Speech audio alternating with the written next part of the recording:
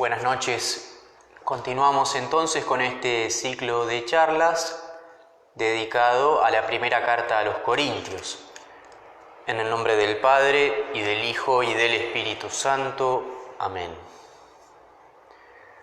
Padre, te damos gracias por este nuevo día, por el don de la fe, por estar reunidos en tu nombre. Te pedimos derrames sobre cada uno de nosotros tu Santo Espíritu, que venga a colmar nuestros deseos más profundos de verdad, de paz, de reconciliación. Te pedimos nos ayudes en este rato que vamos a pasar juntos a escuchar lo que nos quieras decir por mediación de tu Hijo, quien a su vez se ha valido del apóstol San Pablo. Te lo pedimos todo esto por Jesucristo nuestro Señor. Amén. En el nombre del Padre, y del Hijo, y del Espíritu Santo. Amén. Bien, ya estamos llegando al fin de la carta a los Corintios. Calculamos este encuentro y el que viene para terminarla del todo. Estábamos comentando el capítulo 15, en el cual Pablo aborda el tema de la escatología. ¿Qué significa esto? De las realidades últimas. ¿Qué pasa después de la muerte? ¿Hay o no hay resurrección? ¿Y cómo será? Preguntas esenciales, algunas, otras no tanto, pero sin duda que la resurrección es la piedra de toque del cristianismo. Por eso dirá Pablo, si Cristo no resucitó, vana es nuestra fe, vana también nuestra predicación. Y en este capítulo 15 se da algo que Pablo también presenta en la carta a los Romanos, particularmente en el capítulo 5, que es el contrapunto, el paralelo entre Cristo y Adán. Cristo es el nuevo Adán, y así como a través de Adán entró la muerte al mundo, a través de Cristo reingresa la vida con mayúscula. Esto es un pensamiento que está presente en otras partes del Nuevo Testamento y que a lo largo de la tradición ha sido repetido con mucho fruto, ha sido dicho de maneras muy bellas, muy sugerentes. Aquí Pablo, insisto, presenta con fuerza el binomio Cristo-Adán. La desobediencia de Adán ha sido reparada por la obediencia de Cristo. ¿Cuál es la particularidad de estas dos figuras?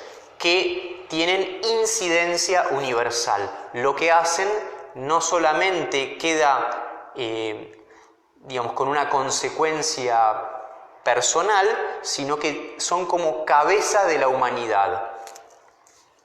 Vamos entonces ahora al versículo 45 de este capítulo 15. Dice Pablo: esto es lo que dice la Escritura. El primer hombre, Adán, fue creado como un ser viviente. El último Adán, en cambio, es un ser espiritual que da la vida. Fue creado, dice Pablo. Propiamente el término no es creado, sino llegó a ser, vino a ser Adán, egéneto. Es la misma palabra que usa Juan Evangelista para describir la encarnación en Juan 1:14. La palabra se hizo carne, se hizo. Entonces dice, vino a ser Adán como ser viviente. Pero el último Adán, ¿ven? El segundo Adán, uno podría decir, el Adán definitivo, ho eschatos Adamíais, es un ser espiritual que da la vida. Más propiamente podríamos traducir, alma que vive, espíritu que da vida. Aquí habría que detenernos un poco, tener el texto delante, pero simplemente decir que Pablo está manejando un doble nivel de vida. Una vida psíquica, habíamos dicho, que no hay que pensar tanto en el psicólogo, sino una vida natural, psíquica del alma, animal no en el sentido bestial, sino en el sentido de que está regida por el alma humana, o una vida espiritual que está regida por el Espíritu de Dios. Entonces esas serían las dos alternativas: vivir como hijo de Adán o vivir como hijo de Cristo. La primera es una vida natural, psíquica, mientras que la segunda es espiritual, divina, sin dejar de ser humana, sino precisamente porque alentada por el Espíritu de Dios, plenamente humana. Vamos al versículo 46. Pero no existió primero lo espiritual, sino lo puramente natural. Lo espiritual viene después. Lo espiritual viene después. Lo repito, a riesgo de ser cansador para ustedes. Espiritual acá no se opone a material. Espiritual aquí se opone a natural, o si quieren a carnal, pero en el sentido de que es la vida no animada por el Espíritu Santo. Entonces dice, Adán vino primero con una vida natural porque perdió la gracia por el pecado, y Cristo viene con una vida sobrenatural, con un régimen espiritual. Y sabemos que para Pablo lo espiritual, la vida de Dios, es una versión superadora de la vida meramente animal, natural o psíquica, todos sinónimos en esta manera de pensar. Y se me ocurre decirles a ustedes que están ahí que esta es ni más ni menos que la lógica que Jesús propone en el Evangelio de Juan con las bodas de Caná. Le dice al novio, el novio le dice, todos sirven primero el vino de buena calidad y cuando bebieron bien aparece el vino de peor calidad, pero tú has hecho lo contrario. Sí, Jesús deja lo mejor para después. Muchas veces nosotros decimos, todo tiempo pasado fue mejor. No, desde una perspectiva cristiana, en la historia de la salvación, lo mejor está siempre por venir. Pero atención, no por la dinámica misma de la historia, no por una suerte de progreso indefinido, que es lo que nuestra cultura compra con los ojos cerrados. Porque está adelante es mejor. No, porque está actuando el Espíritu Santo es mejor. Y ahí tenemos que ver, ¿mejor en qué sentido?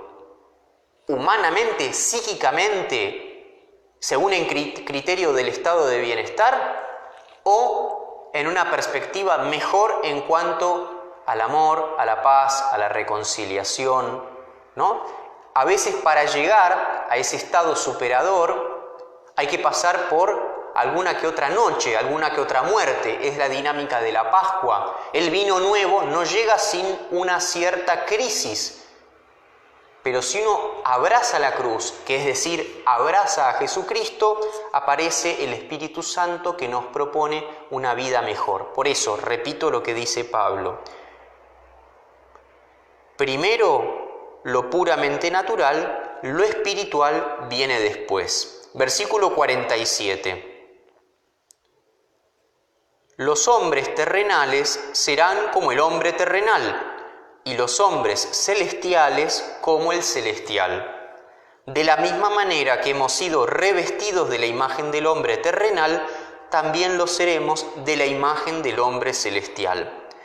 Aquí están viendo ustedes la transición de Adán a Cristo que se da fundamentalmente por la fe expresada en el bautismo sacramental. Repito, el tránsito de la muerte a la vida, del hombre psíquico al hombre espiritual, del primer Adán al último Adán, se da por la fe que se traduce sacramentalmente, gestualmente, por el bautismo. Y aquí aparecen dos palabras dignas de mención: revestido e imagen. Recuerdan ustedes que imagen es lo que define al hombre en Génesis 1. El hombre es imagen de Dios, pero esa imagen se distorsiona por el pecado. Cristo viene a reparar, viene a pulir, viene a dar nuevo brillo, nueva nitidez a la imagen que cada uno lleva consigo. Pasamos entonces de ser imagen del Adán terreno a ser imagen del Adán celestial. Por eso dicen los padres que cuando Dios crea al hombre, mira a Cristo como su ejemplar. De manera que cuanto más en comunión estemos con Cristo, más hombres seremos, más auténticos seremos. Entonces, el tránsito de Adán a Cristo supone un perfeccionamiento de la imagen que es nuestra propia identidad. Por eso, ser de Cristo no te quita nada de lo auténticamente tuyo y te lo da todo. El mundo muchas veces piensa, y nosotros también porque somos débiles, que acercarte a Cristo va a significar una merma, mientras que es todo lo contrario. Acercarse a Cristo es aumentar, es crecer, es ganar en consistencia y en identidad. Repito, de la mano de Cristo jamás experimentamos una autotraición, sino una autoconfirmación. Aunque, también repito, según la dinámica de la Pascua, algunas cosas tienen que morir porque no responden a nuestro verdadero yo y se han ido como adhiriendo. Y muchas veces nosotros tenemos como nuestras cosas que en realidad no son nuestras. Y ese proceso de purificación, de autenticación, es doloroso, pero es necesario. Y aquí aparece la segunda palabra, que es revestidos. Muy interesante.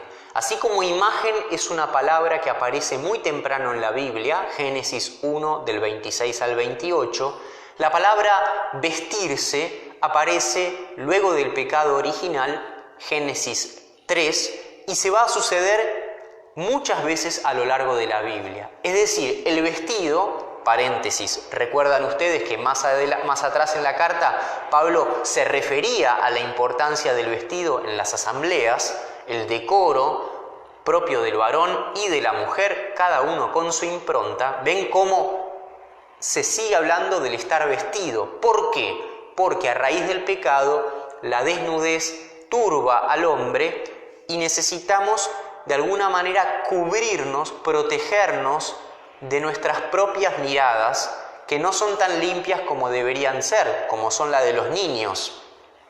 Entonces, este aspecto de vestirse, que tiene que ver con no solo la urbanidad, yo diría la civilización, el sentido del pudor y tantas otras cosas, hay una manera de revestirse en Adán y hay una manera de revestirse en Cristo.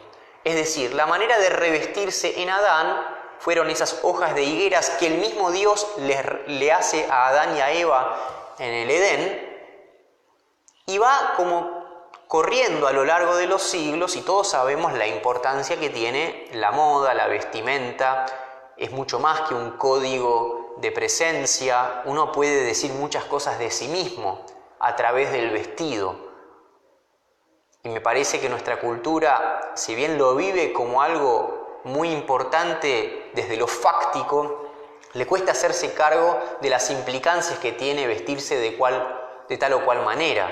Pero bueno, pasemos, una cosa es la vestimenta en Adán y otra cosa es la vestimenta en Cristo, que no es una vestimenta textil, sino que es revestirse del mismo Jesucristo.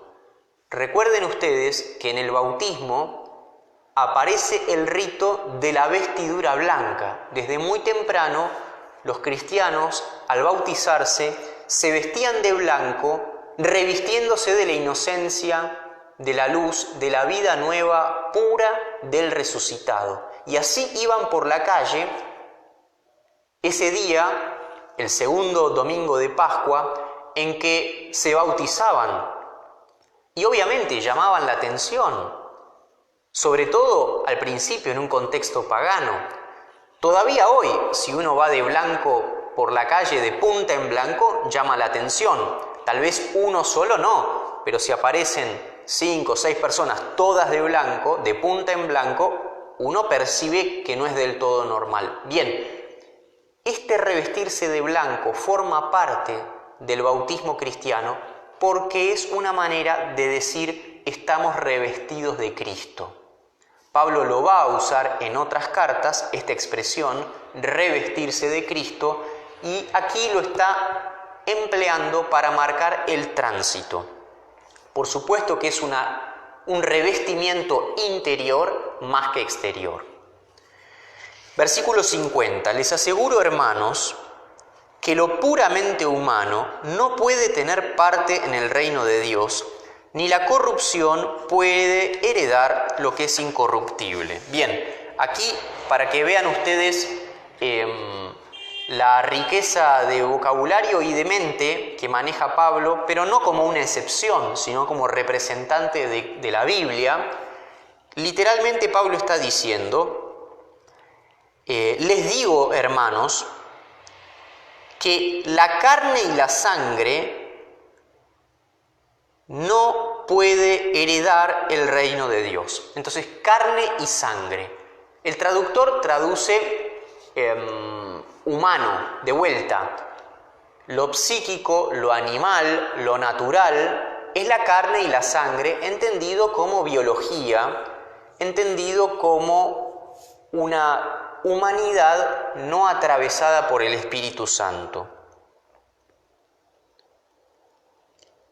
Las fuerzas naturales por sí solas no heredan el reino de Dios. Y es muy importante la palabra, aquí el traductor pone tener parte, porque no quiere repetir lo que va a venir enseguida, pero la palabra es heredar. Recuerdan ustedes que en Lucas 18:18 se acerca un joven a Jesús y le dice: Maestro, bueno, ¿qué tengo que hacer para heredar la vida eterna? ¿No? La vida eterna se hereda. Dios es mi herencia, dice el Salmo. Esta idea de que el cielo, la vida eterna, Dios mismo, no se alcanza, no se consigue, no se conquista, sino que se hereda. Es decir, es algo que a uno le viene como un gran regalo, inmerecido. Entonces dice Pablo, lo puramente humano, la carne y la sangre, no puede heredar el reino.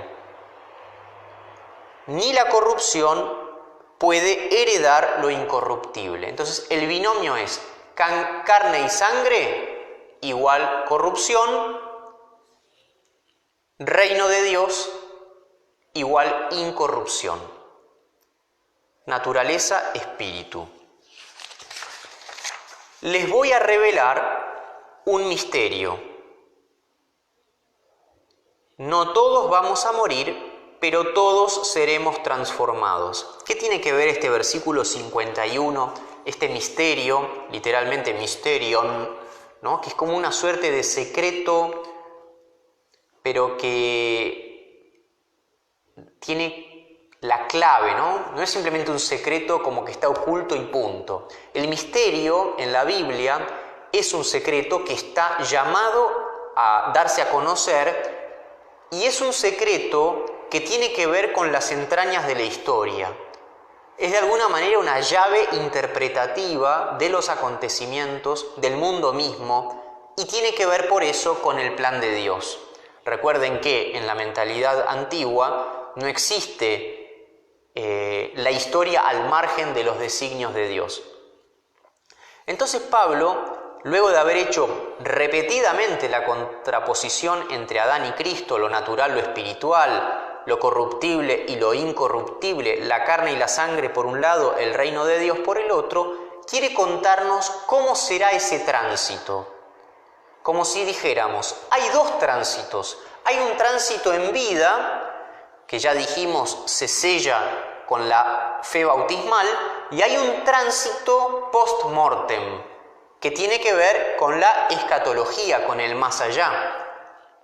Y aquí es donde Pablo tiene esta frase que hay que pensarla, porque inicialmente uno no logra pescar. Repito, les voy a revelar un misterio. No todos vamos a morir, pero todos seremos transformados. Pablo está haciendo una distinción entre muerte y transformación. Les anticipo la respuesta. La transformación alude a lo que nosotros llamaríamos resurrección, es decir, el estar con Cristo en el cielo. Aparentemente, todos los cristianos accederemos a esa gloria, pero no todos tendremos que morir. Parece raro. Avancemos un poquito y vamos a entender. Versículo 52. En un instante, en un abrir y cerrar de ojos, cuando suene la trompeta final, porque esto sucederá, los muertos resucitarán incorruptibles y nosotros seremos transformados. Bien, en un instante, literalmente en griego, en átomo, en un abrir y cerrar de ojos, literalmente en un rápido movimiento, en ripé. Cuando suene la trompeta final, porque sonará, dice Pablo, los muertos resucitarán incorruptibles y nosotros seremos transformados. ¿Qué es este asunto de la trompeta? Bien, aquí es donde nos ayuda a conocer el Antiguo Testamento y particularmente el calendario judío litúrgico. La trompeta, que en griego se dice salpix y en hebreo se dice shofar, es un instrumento musical con una gran resonancia, valga la imagen, teológica. De hecho, la fiesta de Rosh Hashanah, que es la fiesta de Año Nuevo judío, está como polarizada por el shofar, por la trompeta, que en realidad es un cuerno. Entonces, tocan el cuerno, tocan la trompeta, y ese ruido estruendoso significa muchas cosas. Por lo pronto, una convocación y también una alegría, un júbilo por la misericordia de Dios que nos concede otro año de vida, pero también al celebrar el año nuevo se está como vislumbrando el juicio final. Y esto cristianamente no está tan alejado porque nosotros el último domingo del tiempo ordinario lo dedicamos a Cristo Rey, Cristo Juez. Entonces, en la bisagra de nuestro año litúrgico cristiano está la figura del juicio. Esto viene de la liturgia judía. Entonces, el shofar, la trompeta, es una imagen muy poderosa de la consumación de la historia, del momento en que Dios se hará presente para plenificar este mundo que nos ha regalado y, juicio mediante, concedernos la gloria. Entonces, volvamos al texto de Pablo. Pablo está diciendo que en un átomo, en un instante, sin que nos demos cuenta, va a llegar ese momento de juicio y de consumación, que él no vive de manera aterradora. Pablo no está con miedo, no está angustiado. Todo lo contrario, Pablo está deseoso y lo que está diciendo es, miren que esto está llegando. Antes de que nos demos cuenta, va a venir el fin del mundo y qué bueno, porque vamos a poder ir con Cristo a la casa del Padre. Y en ese momento, cuando toque la trompeta, cuando Cristo se haga presente, cuando se consume la historia, los muertos resucitarán incorruptibles y nosotros, léase, los vivos seremos transformados. Eso es lo que Pablo está diciendo, que el reino de Dios, Cristo Juez, vendrá tan pronto que no van a estar todos muertos, sino que cuando llegue, lo que dijimos la vez pasada, la parusía, la venida en gloria, esa manifestación, esa presencia, va a encontrar gente viva. Entonces los vivos no serán resucitados, serán transformados. Los que resucitarán serán los muertos. Por ende, hay un doble modo de consumar la vida humana. Resurrección para los muertos, transformación para los que permanezcan vivos a la llegada de Cristo. Y Pablo creía que esto era inminente. Versículo 53. Lo que es corruptible debe revestirse de la incorruptibilidad y lo que es mortal debe revestirse de la inmortalidad. Volvemos al tema del revestimiento, que en el bautismo tiene una primera etapa y en la consumación tiene su perfeccionamiento, y la contraposición corruptible-incorruptible, a saber, natural, espiritual, humano, divino, participadamente divino, pero divino al fin.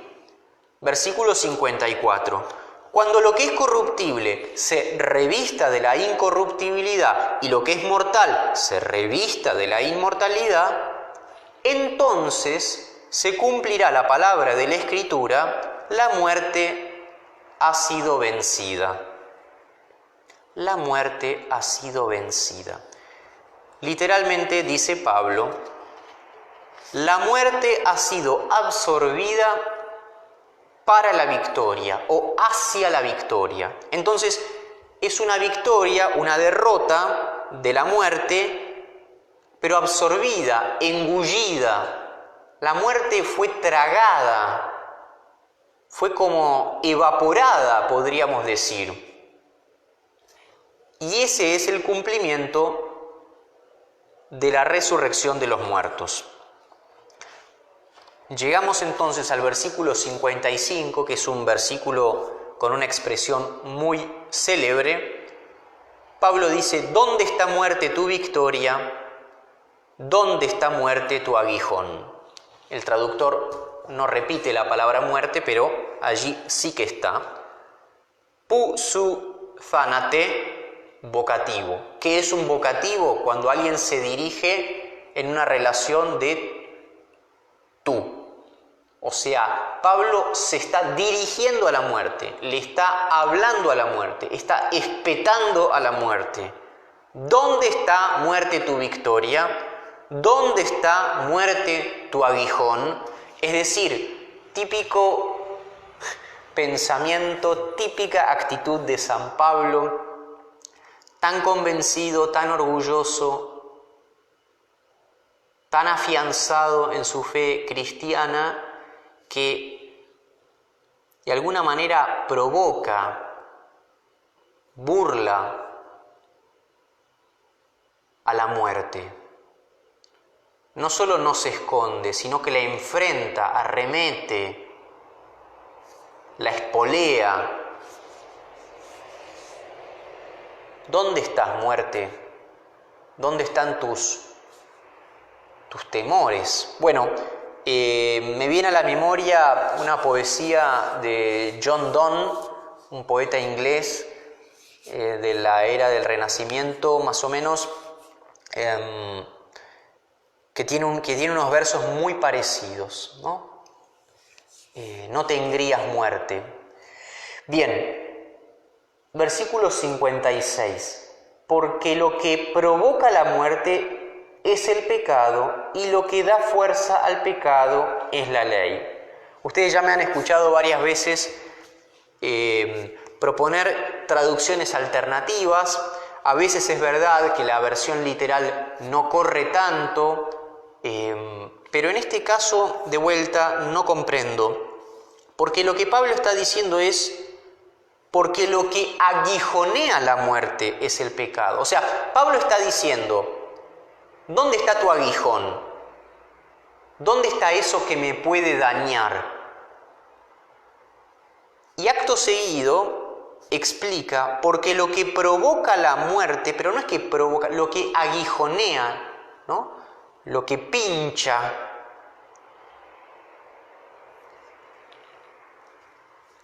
a la muerte es el pecado. O sea, el pecado tiene el poder de hacer dar un paso al frente a la muerte. Sin el pecado, la muerte no es nada. Eso es lo que está diciendo Pablo. La muerte es el último enemigo, pero lo que está detrás de la muerte es el pecado. Bíblicamente es así, ¿no? Por la envidia entró la muerte al mundo. por el pecado entra la muerte al mundo. Entonces, vencido el pecado, queda vencida la muerte. Es decir, la vida nueva de Jesucristo no se da al margen de la santidad, sino precisamente por un corazón santo, inocente, obediente, cariñoso, confiado al Padre, que revierte la desobediencia, la desconfianza, el capricho de Adán. Entonces, la primera victoria es sobre el pecado y eso redunda en una victoria sobre la muerte. Lo que provoca la muerte, lo que aguijonea la muerte es el pecado. Y aquí viene una expresión difícil. Lo que da fuerza al pecado es la ley. ¿Cómo es esto de que lo que da fuerza al pecado es la ley? Bien, para empezar, la ley no es cualquier ley, no es una convención humana vecinal, sino que Pablo está, como buen judío, cuando dice ley, dice la Torá en general, lo que llamamos Pentateuco, los 5 rollos primeros de la Escritura, y particularmente los 10 mandamientos, que forman el código bajo el cual se inscribe la alianza entre Dios e Israel, ¿no? Entonces Moisés en el Sinaí recibe las tablas de la ley y la pertenencia al pueblo de Israel y a la vez la fidelidad a la alianza se mide por el cumplimiento de los mandamientos. Es decir, en la mente de Pablo, como en la mente de toda la Escritura, la ley es algo muy bueno, es el orgullo de Israel, es lo mejor que le pasó, es fuente de sabiduría,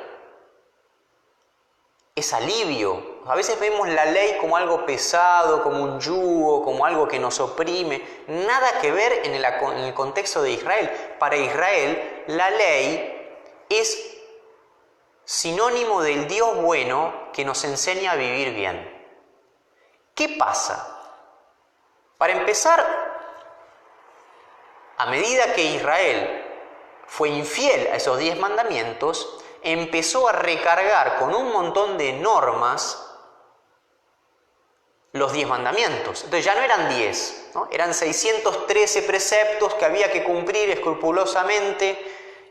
A mayor infidelidad, una inflación legislativa y un agobio de leyes con muy poco espíritu y mucha letra. Por supuesto que no todo Israel era así.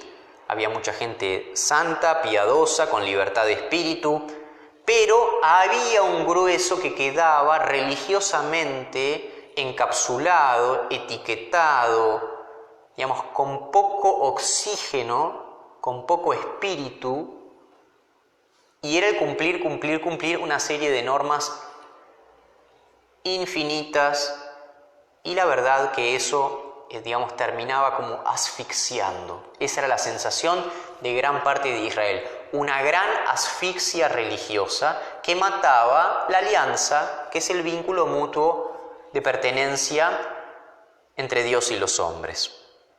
Entonces, ¿ustedes me explican por qué Pablo dice que lo que da fuerza al pecado es la ley, si la ley es algo bueno? Bueno, porque ante el semejante don de la ley, el pecado se vuelve más grueso. Es decir, el pecado tiene más fuerza en presencia de una ley misericordiosa, luminosa, que me muestra el camino.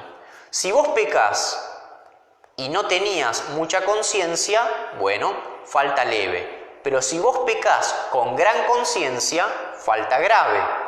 Pablo sabe, y lo dice en otro lugar, que conciencia tenemos todos, tengamos o no la ley escrita, tengamos o no la revelación de lo alto, porque la razón es una participación en la razón divina, creadora, y cada uno sabe lo que está bien y lo que está mal si quiere escuchar. Entonces, ley de alguna manera tenemos todos, pero si los israelitas tuvieron la ley revelada, o sea, como diría San Agustín, podían leer en las tablas de piedra lo que no podían leer muchos en el propio corazón, cuando esos hombres, agraciados con el don de los mandamientos, pecan, el pecado tiene más fuerza, es más escandaloso, es más reprochable. Pero, versículo 57, demos gracias a Dios que nos ha dado la victoria por nuestro Señor Jesucristo. Es decir, Pablo se ríe de la muerte, hace como un impas y dice, la verdad que el partido venía complicado, porque nosotros teníamos el don de la ley, lo dejamos caer en saco roto y éramos acreedores de un reproche mayor. Sin embargo, como en Cristo la muerte y el pecado han sido vencidos, demos gracias a Dios que nos ha dado la victoria por nuestro Señor Jesucristo. Dia tu Kyriou Himon Jesu Christu. Versículo 58. Por eso, queridos hermanos, adelphoi mu agapetoi, de agape, permanezcan, estén firmes e inconmovibles, progresando constantemente en la obra del Señor, con la certidumbre, con la certeza, sabiendo que los esfuerzos que realizan por Él no serán vanos. Entonces, ya de alguna manera ustedes perciben un clima de final, de colofón, de recapitulación. Pablo va terminando este capítulo 15, el 16 será básicamente una despedida, celebrando la victoria de Cristo, la resurrección del Señor, que también es nuestra resurrección. Y eso debe verse ratificado, por eso la importancia del versículo 58, por obras buenas. No fe sin obras, sino fe y obras. Las obras deben ser el respaldo de esta victoria sobre el pecado y sobre la muerte. Y hay que sobreabundar, literalmente, en todo, permanentemente, constantemente, con esa certeza de que los esfuerzos, las fatigas, no serán vanos. Al escuchar la palabra vano, vanidad, vaciedad, recordamos 1 Corintios 15, versículo 14, que ya lo citamos hoy. Si Cristo no resucitó, vana, vacía es nuestra fe, vana, vacía nuestra predicación. Bien, vamos a avanzar apenitas en el capítulo 16 y lo dejamos, apenas empezado para rematarlo el próximo miércoles, que será nuestro último encuentro. Dice Pablo en el capítulo 16, lo voy a buscar en la versión acá del Pueblo de Dios, que tienen ustedes consigo.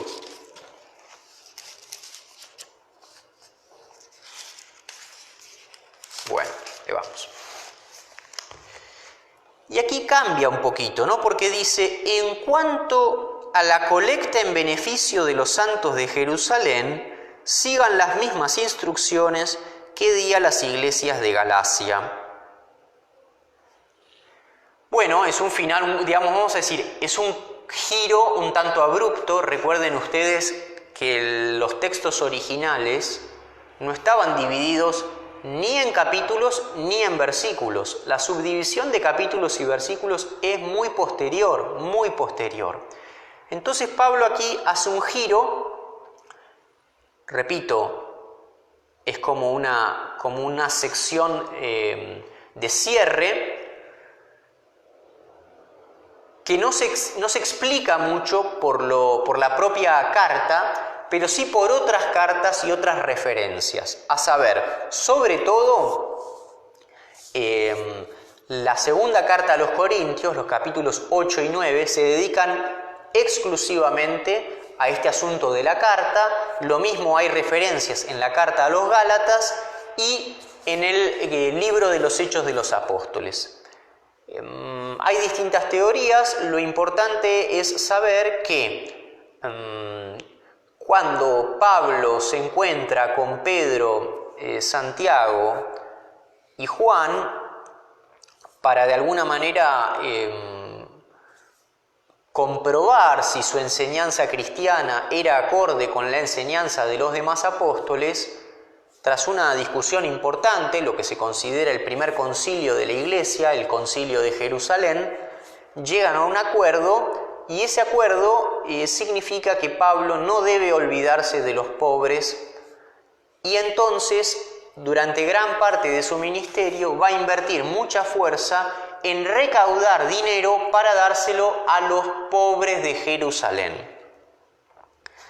Repito, esto lo vamos a ver fuertemente en los capítulos 8 y 9 de la segunda carta a los Corintios, pero es la misma comunidad. Y entonces Pablo le está diciendo que en relación a la colecta en beneficio de los santos de Jerusalén, ¿no?, sigan las mismas instrucciones que di a las iglesias de Galacia.